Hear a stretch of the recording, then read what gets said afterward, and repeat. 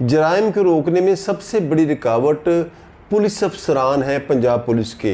इन्हें अच्छी तनख्वाह दी जाती है, अच्छा एक प्रोटोकॉल वाला लाइफस्टाइल दिया जाता है, लेकिन ये जराइम को कंट्रोल करने की बजाय जराइम को रोकने की राह में रुकावट कैसे बन गए। इसमें आईजी ऑफिस से लेकर एक कांस्टेबल तक के लोग हैं।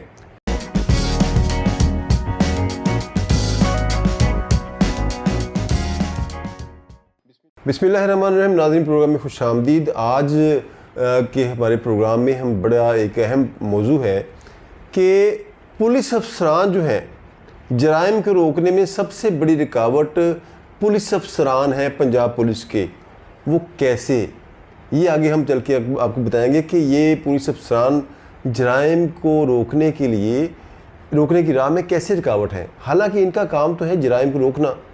जराइम को रोकने के लिए इन्हें एक अच्छी पोस्टिंग दी जाती है जिससे इनकी माशरे में इज़्ज़त होती है, इन्हें अच्छी तनख्वाह दी जाती है, अच्छा एक प्रोटोकॉल वाला लाइफस्टाइल दिया जाता है, लेकिन ये जराइम को कंट्रोल करने की बजाय जराइम को रोकने की राह में रुकावट कैसे बन गए। इसमें आईजी ऑफिस से लेकर एक कांस्टेबल तक के लोग हैं, लेकिन हम बात करेंगे सिर्फ एसपी लेवल तक के लोगों की, और ये वो लोग हैं जो आईजी ऑफिस में फ़ीस देकर, अब सफ़ा जो है रिश्वत, इसका नाम फ़ीस रख दिया गया है, अपडेट हो गया ना, जैसे सॉफ्टवेयर अपडेट होते हैं इसी तरह रिश्वत का नाम भी अपडेट होकर महकमा पुलिस में फ़ीस रख दिया गया है। ये जो अफसरान हैं ये फ़ीस देकर आईजी ऑफिस में अपनी मर्ज़ी की तैनाती करवाते हैं, और एक एक शहर में 20-20 साल से ज़ायद हो गए ये उधर ही लगे हुए हैं। जब ये सब इंस्पेक्टर भर्ती हुए थे तो सब इंस्पेक्टर भर्ती होने के बाद ये एसपी होने तक ये लोग उसी शहर में रहे, मुख्तलिफ ब्रांचेस तब्दील करके, बाज़ारों ने ब्रांचेस तब्दील कर दी, लेकिन रपट लिख के फिर उसी डिपार्टमेंट में काम करते रहे। और अब इनका ये हो गया है हाल कि ये नीचे से लेकर ऊपर तक का जो सफ़र है उसके ये तमाम मराहल से आगाह हैं। मसलन मैं बात करूँगा फैसलाबाद की। पाकिस्तान का चूँकि ये तीसरा बड़ा शहर है, यहाँ पर 4 एसपी साहबान ऐसे हैं जो कि यहाँ पर ही बतौर एएसआई या सब इंस्पेक्टर भर्ती हुए थे, और उसके बाद वो मुख्तलिफ थानों में एसएचओ लगते रहे, फिर तरक्की करते करते अब वो एसपी के ओहदे पर काम कर रहे हैं। इसमें से सबसे पहला नाम आता है एसपी रहमान कादर का, दूसरा नाम आता है एसपी जड़ावाला आबद ज़फ़र का, फिर हाफिज़ मुक्तदा साहब हैं एसपी, ये एसपी सीआईए हैं। इसी तरह एक अलियाना साहब हैं, वो डीएसपी लीगल हैं, और वो अरसा दराज से डीएसपी लीगल चले आ रहे हैं। और गुज़श्ता जब से मैं समझता हूँ कि ये सीपी ऑफिस एक्टिव हुआ है, इसमें वो लीगल के मामला शायद वही जानते हैं, इसके अलावा महकमा पुलिस में शायद लीगल के मामला जानने वाला बंदा ही नहीं इनके पास, इसलिए वो इधर ही रहते हैं।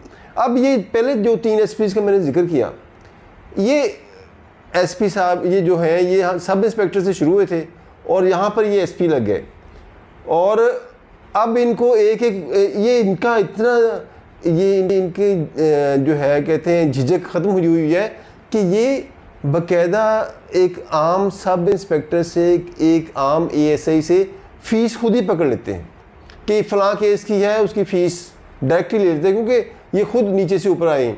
ये फैसलाबाद की तो ये एक मिसाल दी मैंने एक टेस्ट केस के तौर पर, पूरी पंजाब पुलिस का यही हाल है।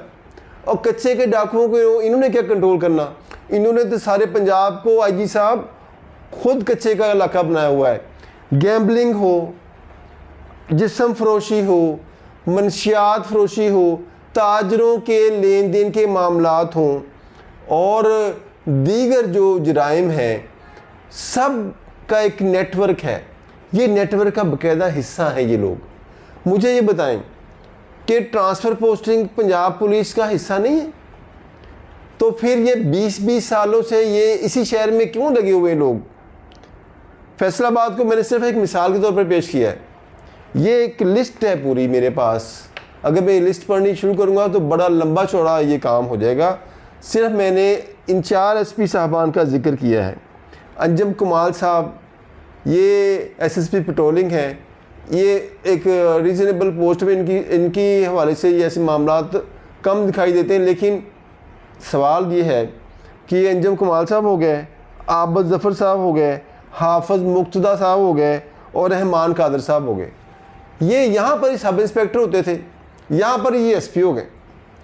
अब डीएसपीज़ की एक लंबी लाइन है, उस पर फिर कभी बात करेंगे। डीएसपीज़ में वो लोग कभी इन्वेस्टिगेशन में चले जाते थे, कभी ऑपरेशन में आ जाते थे। अब ये भी लोग जो हैं जो एक ऐसे ही भर्ती हुए थे और अब डीएसपीज़ के ओहदे पर ये कोई 12 के करीब डीएसपी फैसलाबाद में इस वक्त है। अब इनका तमाम नेटवर्क के साथ बड़ा करीबी ताल्लुक़ है, वो गैम्बलिंग का हो, वो मनशियात फरोश हो, वो जिस्म फरोश हो, वो लेन देन के मामला हो करने वाले लोग हों, कब्ज़ा माफिया हो, तो इनका एक बड़ा स्ट्रॉन्ग नेटवर्क है। ये लोग जो इन्वेस्टिगेशंस पर असरअंदाज होते हैं। अब चूँकि इनका नीचे से लेकर ऊपर तक का राब्ता रहा है, उन्होंने सफ़र किया है, करप्शन में एक बेताज बादशाह की तरह से नीचे से ऊपर तक आए हैं। अब इनका हर नेटवर्क से राब्ता है।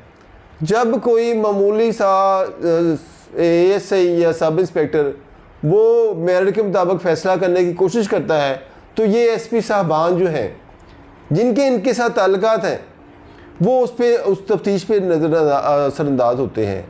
ये बार बार उसको अपने मतलब की तफ्तीश करने के लिए अहकाम जारी करते हैं और प्रेशर डालते हैं।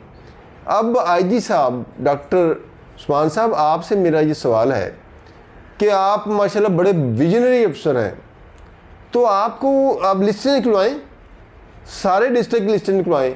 जो साहबान की सर्विस ही सारी उधर की हो गई है, क्या उन्होंने कोई ओथ उठाते वक्त ये कहा था कि हमने सर्विस सारी फैसलाबाद या जिस शहर में हमारा गैंग्स के साथ रब्ता डेवलप हो जाएगा उसी में करेंगे? अब मुझे बताएं, ये शाह गैंग, गुलफाम शाह गैंग, ठीक है, इसके 2 भाई जिनको मारा गया, उसमें एक डीएसपी वसीम फराज साहब ज़ख्मी भी हुए थे।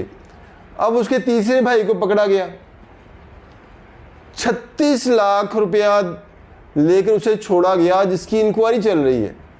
वो हमारे बड़े एक सब इंस्पेक्टर साहब हैं, उन्होंने उसे पकड़ा और उनके ताल्लुकात बड़े अच्छे हैं ऊपर तक, तो 36 लाख रुपया लेके उन्होंने उसे छोड़ दिया। इस मामले की इंक्वायरी चल रही है। बड़ी अच्छी बात है, कोई फैसला करने से पहले इंक्वायरी होनी चाहिए। दूसरी तरफ थाना गुलामदाबाद में एक बंदे ने 50,000 रुपये लिया और हमारे आरपीओ डॉक्टर आबद साहब ने पूरा थाने मुअत्तल कर दिया। 50,000 लेने पे पूरा थाना मुअत्तल, 36 लाख लेने पर सिर्फ इंक्वायरी। ये तो खुला तजाद है ना सर जी। डॉक्टर साहब ये क्या है? ये वही चीज़ है कि जिसके ताल्लुकात हैं, जो असरअंदाज हो सकता है वो इंक्वायरी भुगतेगा, जो नहीं हो सकता वो थाने का थाना मुअत्तल हो जाएगा। अब ये सवाल है मेरा पंजाब पुलिस के ज़िम्मेदारान से, वज़ीर आला पंजाब साहब से, कि ये कौन लोग हैं जो सिर्फ एक ही डिस्ट्रिक्ट में अपनी सारी सर्विस पूरी करना चाह रहे हैं, हालांकि वो पंजाब गवर्नमेंट, पंजाब पुलिस के मुलाजिम हैं। ये महकमा पुलिस की बात अभी में हमने इस प्रोग्राम में की है। आइंदा प्रोग्राम में हम बात करेंगे कि दीगर महकमों में जिन लोग हैं जो डीसी ऑफिस में है, कमिश्नर ऑफिस में है और महकमा हेल्थ में है, एजुकेशन में है, इसी तरह एंटी करप्शन में है, ये लोग जो हैं महकमा एक्साइज में है, ये इनमें भी बहुत सारा कुछ माफिया ऐसा है जो कि अपनी सारी की सारी सर्विस एक ही डिस्ट्रिक्ट में पूरी करना चाहता है। और फैसलाबाद तो एक ऐसा शहर है, यहाँ पर तो अफसर जो आता है वो कहता है कि मैं अब आ गया हूँ तो मेरा मकबरा ही यहाँ पे बने, क्योंकि ताजरों का शहर है। आपको पता, ताजर पैसे देने में माशाल्लाह बड़े सखी होते हैं। आम अपने वर्कर को नहीं देते, वो पुलिस अफसरान को जहाँ से उन्हें को उम्मीद होती है उनको बड़े पैसे देते हैं। आम्बों की पेटियाँ भी जाती हैं, फल भी जाते हैं, सूट भी जाते हैं, ड्राई फ्रूट भी जाते हैं, सब कुछ जाता है। लेकिन मेरा ये सवाल है आईजी साहब कि आप अपनी लिस्टें निकलवाएं, अपने आईजी ऑफिस में भी थोड़ा सा ध्यान दें कि वहाँ पे फ़ीस लेके कौन लोग बार बार तैनातियाँ एक ही शहर में कर रहे हैं और वो रपट लेके फिर काम उसी महकमे में कर रहे होते हैं, उसी ब्रांच में काम कर रहे होते हैं। तो अगर महकमा पुलिस वालों को और आम आदमी को हमारी वीडियो अच्छी लगी हो तो इसे हमारे चैनल को सब्सक्राइब कीजिएगा। इजाज़त दें, अल्लाह हाफिज़।